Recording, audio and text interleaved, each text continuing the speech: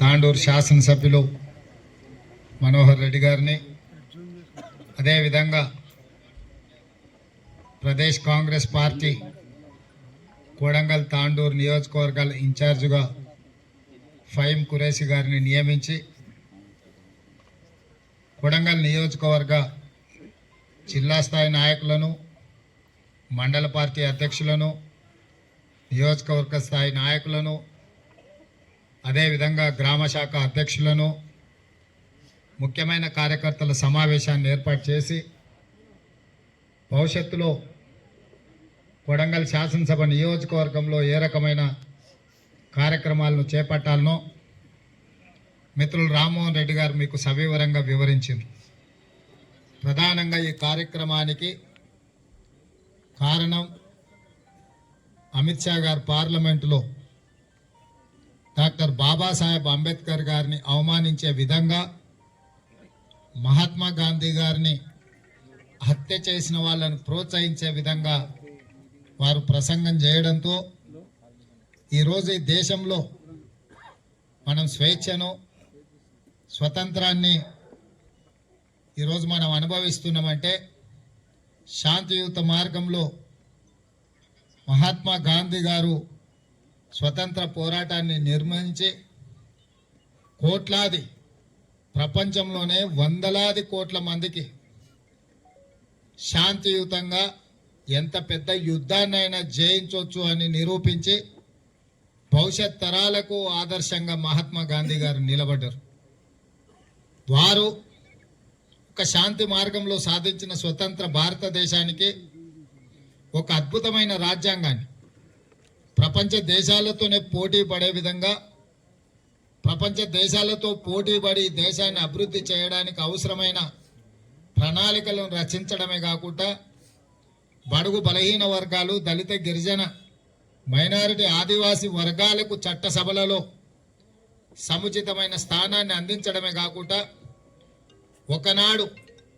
గొప్ప శ్రీమంతులకే ఓటు హక్కు ఉండేది, కొద్దిమందికి ఈ దేశంలో ఓటు హక్కు ఉండేది. ఆ ఓటు హక్కు శ్రీమంతులకు, గొప్ప వాళ్ళకే కాదు, దళిత సోదరులకు, గిరిజనుల సోదరులకు, ఈ దేశంలో ప్రతి పేదవాడికి ఓటు హక్కు ఉండాలి. ఈ దేశంలో పేదవాడైనా ప్రధాని అయినా ఒకే విలువైన ఓటు ఉండాలి. వాళ్ళ నాయకుడు వాళ్ళే ఎన్నుకునే విధంగా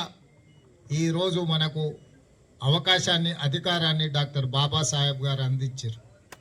డాక్టర్ బాబాసాహెబ్ అందించిన రాజ్యాంగము, వారిచ్చిన స్ఫూర్తి ఈరోజు గ్రామాలలో వార్డు మెంబర్లైనా, సర్పంచులైనా, ఎంపీటీసీలైనా,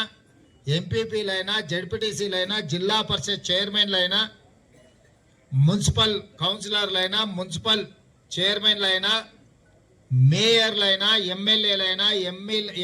ఎమ్మెల్సీలైనా, ఎంపీలైనా, రాష్ట్ర మంత్రులైనా, కేంద్ర మంత్రులైనా, ముఖ్యమంత్రి అయినా, ప్రధానమంత్రి అయినా ఈరోజు డాక్టర్ బాబాసాహెబ్ అందించిన రాజ్యాంగం వల్లనే ఈరోజు మనం ఈ దేశాన్ని బలోపేతం చేసి ఈ దేశంలో పరిపాలన కొనసాగిస్తున్నాం. బాబాసాహెబ్ అంబేద్కర్ ఒకవేళ రాజ్యాంగాన్ని మనకి ఇవ్వకపోయిన ఉంటే మనం పుస్తకాలలో చదువుకుంటున్నాం, వెట్టి చాకిరని మనం పుస్తకాలలో చదువుకున్నాం. కొన్ని గ్రామాలలో ఈరోజు కూడా వెనుకబడిన ప్రాంతాలలో దళితులకు దేవాలయ ప్రవేశం లేదని, దళితులను ద్వితీయ శ్రేణి పౌరులుగా చూడటం, దళితులను అన్టచబుల్స్గా అంటే ముట్టుకొని రాని వాళ్ళుగా, దళితులను తాకడమే నేరంగా ఒక ఆటవిక రాజ్యం రాతి యుగాల పరిపాలన సాగుతుంటే అలాంటి పరిపాలన ఈ దేశానికి మంచిది కాదు. దళితులు, గిరిజనులు, ఆదివాసీలు, మైనారిటీలు మనతో సమానము, మనమందరం మనుషులము, మనమందరం కలిసి ఉండాలి, మనుషుల సహజీవనంతో సమయనంతో మనం ముందుకు సాగాలి అని బాబాసాహెబ్ అంబేద్కర్ గారు మనకు రాజ్యాంగాన్ని ఇవ్వడంతో ఈరోజు మనం అందరం ఎవరి ఏ కులమైన ఈ వేదిక మీద లేకపోతే ఇక్కడున్న వాళ్ళందరం ఈ సమూహం అంతా మనం అందరం కలిసిమెలిసి కూర్చున్నాము అని అంటే ఈ సామాజిక పరివర్తన డాక్టర్ బాబాసాహెబ్ అంబేద్కర్ గారు అందించిన స్ఫూర్తి. అలాంటి డాక్టర్ బాబాసాహెబ్ అంబేద్కర్ కనిపించని దేవుణ్ణి ఎట్లా మొక్కుంటున్నామో మన కళ్ళ ముందు కనిపించే దేవుడుగా డాక్టర్ బాబాసాహెబ్ అంబేద్కర్ ను కొలిసే వాళ్ళు కోట్ల మంది ఉన్నారు. ఆ స్ఫూర్తి ఉండాలి అని ప్రతి గ్రామంలో, ప్రతి పట్టణంలో, ప్రతి కూడలిలో ప్రజలకు స్ఫూర్తినివ్వాలని డాక్టర్ బాబాసాహెబ్ అంబేద్కర్ గారి విగ్రహాన్ని పెట్టుకొని వారు అందించిన స్ఫూర్తితో ఈరోజు పరిపాలన కొనసాగిస్తున్నాం. కొడంగల్ చౌరస్తాలో ఈరోజు ఒక అద్భుతమైన అంబేద్కర్ విగ్రహాన్ని మనం పెట్టుకోవాలనుకున్నా, ట్యాంక్ బండ్ మీద అంబేద్కర్ గారి విగ్రహం ఉన్నా, ఏ గ్రామంలో చైతన్యం ఉందో చైతన్యం ఉన్న ప్రతి గ్రామంలో ఈరోజు యువకులు అంబేద్కర్ యోజన సంఘాలు పెట్టి అంబేద్కర్ గారి విగ్రహాన్ని పెట్టి వారిని ఆదర్శంగా తీసుకొని దేవుడిని నమ్మినా నమ్మకపోయినా, ఆ ఊర్లో దేవాలయం ఉన్నా లేకపోయినా, దేవుడి విగ్రహం పెట్టుకున్నా పెట్టకపోయినా ఈరోజు యువత డాక్టర్ బాబాసాహెబ్ అంబేద్కర్ గారిని గ్రామాలలో పెట్టుకొని పూజిస్తున్నారు అని అంటే వారు ఇచ్చిన స్ఫూర్తి ఎంత గొప్పదో ఇక్కడ ఉన్న వాళ్ళందరికీ తెలుసు. మరి అలాంటి డాక్టర్ బాబాసాహెబ్ అంబేద్కర్ గారిని అమిత్ షా గారు అవమానించడం సమంజసమా అని ఆలోచన చేయమని ఇక్కడికి వచ్చిన యువకులను నేను అడుగుతున్నా. అందుకే ఈరోజు అధికారంతో ఎవరినైనా మేము అవమానిస్తాం, ఎవరినైనా కించపరుస్తాం, ఎవరినైనా లోకువ చేసి మాట్లాడతాం, మమ్మల్ని ఎవరు ఏం చేయలేరు, మా చేతిలో అధికారం ఉంది అని చెప్పి ఈరోజు బీజేపీ నాయకులు జాతీయ స్థాయిలో ఆలోచన చేస్తున్నారు. అందుకే దేశ స్థాయిలో మల్లికార్జున్ ఖర్గే గారు, కాంగ్రెస్ పార్టీ అధ్యక్షులు శ్రీమతి సోనియా గాంధీ, రాహుల్ గాంధీ గారు, ప్రియాంక గాంధీ గారు కాంగ్రెస్ పార్టీ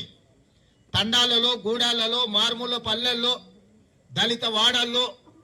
పేదల బస్తీలో ఇలా మాట్లాడే వాళ్ళను ఖండించాలి, వాళ్ళ మాటల్ని ఖండించాలి, ఆ విధమైన విధానాలను కొనసాగించే వాళ్ళ పట్ల ప్రజల్ని అప్రమత్తం చేయాలని పిలుపునిచ్చారు.